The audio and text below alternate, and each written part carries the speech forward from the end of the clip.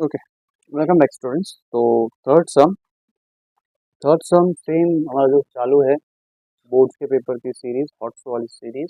Question number 4 basically इसमें नवंबर 2020 का fourth का थर्ड सब क्वेश्चन ट्रिग्नोमेट्री में से आया। मैंने फर्स्ट टू भी किया है, वो भी आपको मिल जाएगा, प्लेलिस्ट में मिल जाएगा। मैं प्लेलिस्ट बना दूंगा, उसमें आपको मिल जाएगा। बोर्ड्स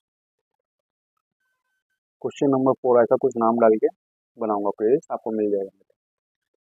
अब देखिए यहाँ पे सम क्या दे रखा है, पहले मैं सम एक बार रीड आउट कर देता हूँ।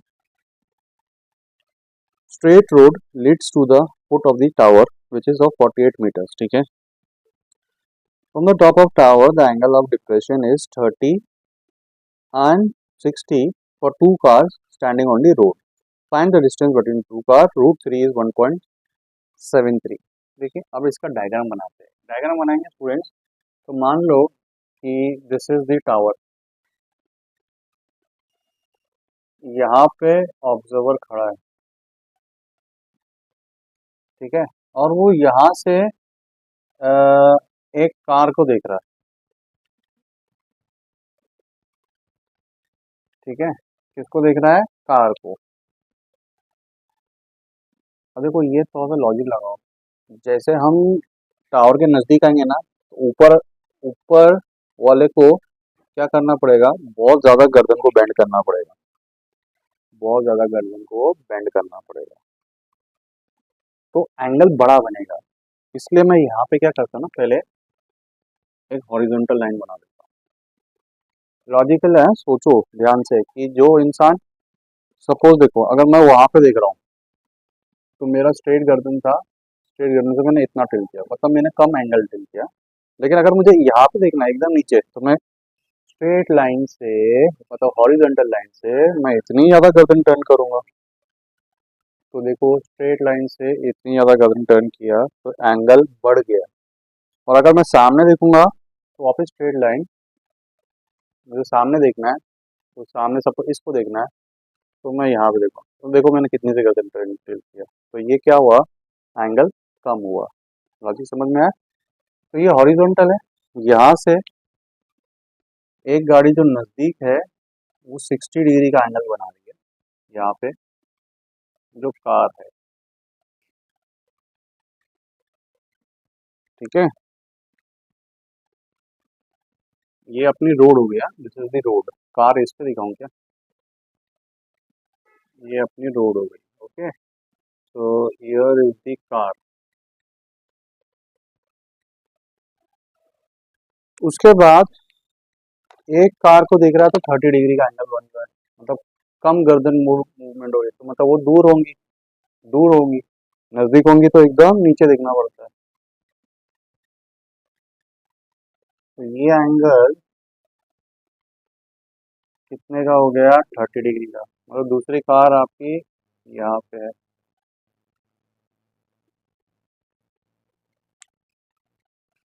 ओके।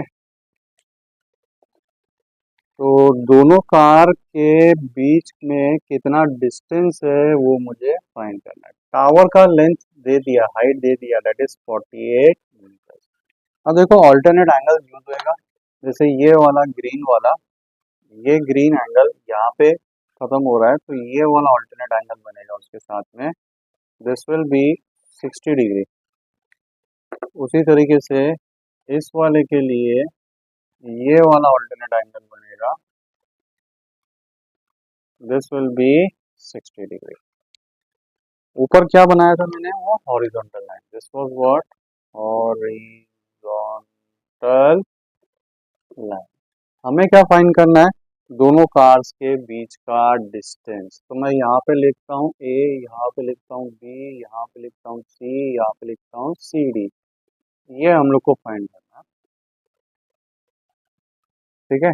तो अभी स्टेटमेंट आपको खुद लिखना है। Person, let A B the height of the tower, person standing, observer standing at point A, and C is the position of the first car, D is the position of the second car. Angle of depression यहाँ पे नाम लिख देता हूँ। For the first car, that is EAC 60 degree. So by alternate angle, this angle and this angle is equal. Angle of depression for the second car that is E A D that is 30 degree, so ये alternate angle बन जाएगा, वो सब आपको लिखना है। मैं basically नया सम डायरेक्ट सम स्टार्ट करता हूँ। तो अभी कभी भी देखो यहाँ पे दो ट्राइंगल बन रहे हैं ना, एक ये वाला हरा वाला हाइपोटेन्यूज वाला और एक लाल वाला हाइपोटेन्यूज वाला, टावर तो परपेंडिकुलर होगा, ठीक है। तो दोनों ट्राइंगल में कॉमन साइड क्या आ रहा है, ये वाला आ रहा है। कॉमन साइड कौन सा आ रहा है, ये वाला, ठीक है। तो अभी इसमें करना क्या है, हम लोग ये कॉमन साइड के हिसाब से सब कुछ कैलकुलेशन करेंगे। देखो मेरे पास डिस्टेंस ये फाइंड करना है, लेकिन मेरे पास डिस्टेंस ये भी होना चाहिए। मेन मेरा ये है, मेन मेरा ये है। तो मैं पहला ट्राइंगल में in triangle A B C, मुझे मुझे ये बी सी जो दिख रहा है, इस ये एंगल का एडजेसेंट साइड है, दिस इज एंगल का एडजेसेंट साइड।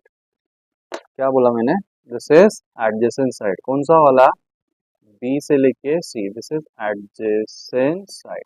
और एंगल का ये जो साइड है एंगल के सामने वाला, this is what, opposite side. तो ऑपोजिट और एडजेसेंट कॉम्बिनेशन किस में आता है, टैन में आता है। तो मैं लिखूंगा tan 60 degree that is opposite side A B upon adjacent side B C, opposite upon adjacent. अब tan 60 डिग्री कितना होता है, √3। ए बी का वैल्यू कितना दिया है, 48। बी सी तो मुझे पता नहीं है। अब यहाँ पे सिंप्लीफाई होगा, ये इधर और ये इधर, तो मुझे बी सी का वैल्यू क्या आ जाएगा स्टूडेंट्स, 48 अपॉन √3। अब √3 आने के बाद क्या करना पड़ता है, रैशनलाइजिंग द डिनोमिनेटर, यानी कि √3 से ही आपको मल्टीप्लाई करना पड़ेगा। तो ये भी मैंने एक ही स्टेप में करके दिखा दिया। तो बी सी कितना हो जाएगा, 48 √3, और नीचे क्या होगा students, √3 into √3 only 3, cutting possible है, कितना आ जाएगा 16। तो देखिए बी सी का वैल्यू मुझे मिल गया, दैट इज 16 √3। ये मीटर्स में है क्या, ऑफकोर्स मीटर्स में ही होगा ये, हाँ मीटर्स में है। तो देखो बी सी का वैल्यू मुझे मिल गया। सेम इसी तरीके से स्टूडेंट्स अभी हम लोग क्या करेंगे ना, बड़े वाले ट्राइंगल के लिए, ये हमने ग्रीन वाले हाइपोटेन्यूज के हिसाब से लगाया, अब रेड वाले हाइपोटेन्यूज के हिसाब से लगाएंगे। तो इन ट्राइंगल बड़ा वाला ए बी डी जिसमें रेड वाला हाइपोटेन्यूज है, उसमें भी टैन लगाएंगे।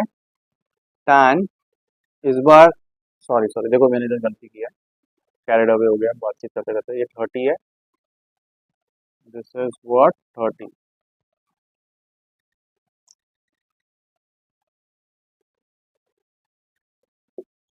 टैन 30 डिग्री आएगा, ओके। तो वापिस से ये एंगल का सामने वाला साइड, बड़े वाले ट्राइंगल का ए बी डी का एंगल के सामने वाला side, that is what A B opposite upon पूरा एडजेसेंट। अब इसका एडजेसेंट साइड कौन सा है, ये पूरा का पूरा एडजेसेंट साइड है, ये पूरा का पूरा उसका एडजेसेंट साइड हो गया,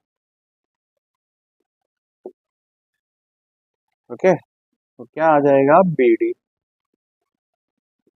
दैट इज एडजेसेंट साइड। तो tan 30 कितना होता है स्टूडेंट, 1/√3।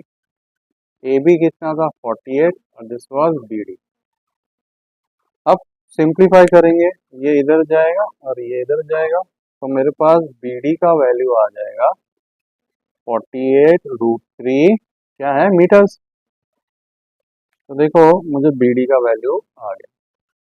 अब ये तीनों पॉइंट तो कोलिनियर है ना, तो सी डी मुझे फाइंड करना है, डिस्टेंस बिटवीन टू कार। मैं लिखूंगा distance between two cars will be what, पूरा बी डी में से मैं माइनस किसको कर दूंगा, बी सी को, since B dash C dash D. तो मुझे क्या मिलता है स्टूडेंट, सी डी मिलेगा। कोलिनियर कोऑर्डिनेट प्रॉपर्टी अप्लाई किया, पूरा बी डी में से मैं बी सी को माइनस कर दूंगा। तो पूरा बी डी कितना मिला था मुझे, 48 √3, और बी सी कितना मिला था स्टूडेंट मुझे, 16 √3। तो √3 को कॉमन निकाल लेते हैं, तो 48 माइनस 16, तो ये आ जाएगा 32 √3। अब √3 का वैल्यू हमें दे रखा है, √3 का वैल्यू हमें दे रखा है, तो क्या करना रहेगा, 32 मल्टीप्लाई बाय √3 का वैल्यू 1.73। अब इसको मल्टीप्लाई करना, मल्टीप्लाई करके आपको आंसर आ जाएगा। मैं डायरेक्ट आंसर लिख देता हूँ, 55.36 मीटर्स। ओके, कैलकुलेशन मैंने किया नहीं, यहाँ पे आंसर था तो मैंने डायरेक्ट लिख दिया है, सब मैंने आपको एक्सप्लेन कर दिया है, ठीक है।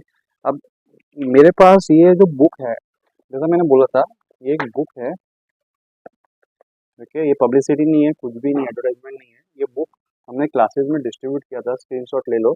इसमें ना पूरे बोर्ड के पेपर है 2020 से लेके 25 तक। अब ये इसमें है सोल्यूशन, फिर भी स्टूडेंट्स लोग नहीं समझ पाते, इसलिए मैंने सोचा ये सीरीज स्टार्ट करता हूँ जिसमें सारे के सारे सम्स में क्वेश्चन 4 के बेसिकली देखते हैं एग्जाम आने से पहले मैं सारे सॉल्व कर पाता हूँ या नहीं। फिलहाल आपका एकदम से कुछ होगा कि नहीं पर्टिकुलर ईयर का ये चाहिए, तो मैं वो प्रायोरिटी बेस पे पहले सॉर्ट आउट कर दूंगा, पहले सॉल्व कर दूंगा। तो कुछ भी कमेंट रहेगा, सॉरी, कुछ भी डाउट रहेगा तो कमेंट कीजिए। Bye, take care, follow me on the Instagram also, मैं इंस्टाग्राम पे भी हूँ।